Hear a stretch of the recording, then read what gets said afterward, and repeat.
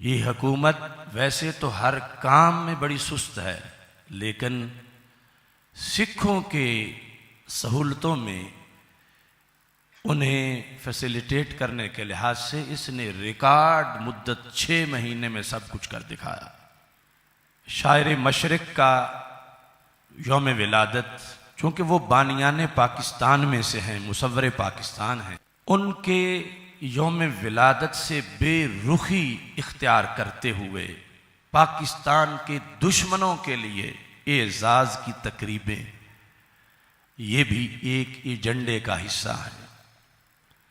چونکہ اقبال کہتا تھا کہ کیا نہیں کوئی غزنوی کارگاہ حیات میں، بیٹھے ہیں کب سے منتظر اہل حرم کے سومنات۔ یعنی اقبال کو ہر زمانے میں کسی غزنوی کی تلاش تھی، کیوں کہ اس غزنوی نے سومنات کے مندر کو توڑا تھا، اور جب زمانہ مندر بنا کے دینے والوں کا ہو تو مندر توڑنے کی دعوت کے مبلغ کو پھر کیسے خراج تحسین پیش کیا جا سکتا؟ تو یہ ہے اہل حرم کے سومنات کی مثال، جو اقبال نے کتنا پہلے کہا تھا۔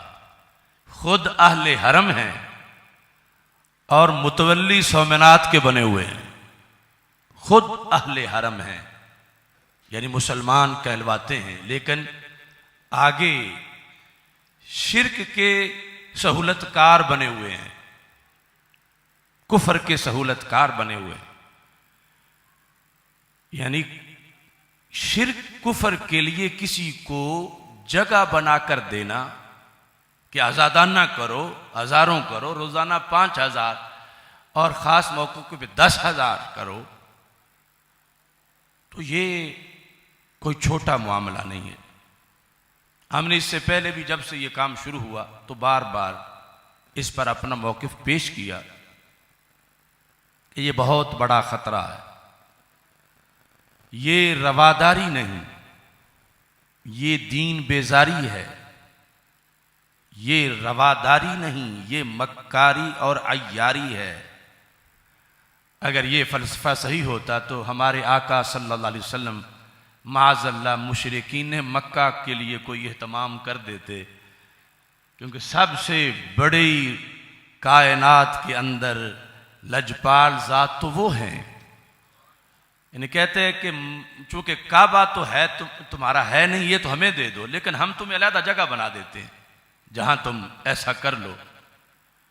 آپ نے تو دور یمن میں ایک جگہ تھی کرتارپور کی طرح کی، بخاری میں ہے، جس کو کعبہ یمانیہ کہا جاتا تھا، یمنی کعبہ، اور نام اتفاق سے یہی تھا، اس کا نام ذی الخلصہ تھا، خالصہ والے۔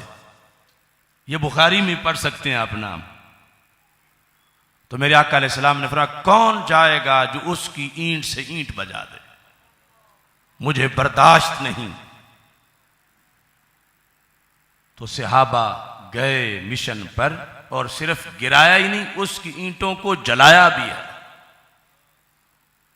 ہم نے تو ان کا کلمہ پڑھا ہے۔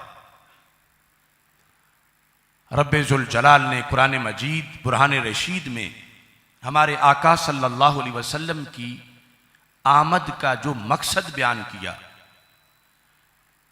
میلاد مصطفیٰ صلی اللہ علیہ وسلم مناتے ہوئے، یہی چیز تو ہمیں میلاد منانے پر ترغیب دیتی ہے کہ اگرچہ وہ آئے 14 صدیاں پہلے تھے، لیکن جو ایمان لائے تھے وہ رکا نہیں، چلتے چلتے ہمارے سینوں تک بھی پہنچا ہے۔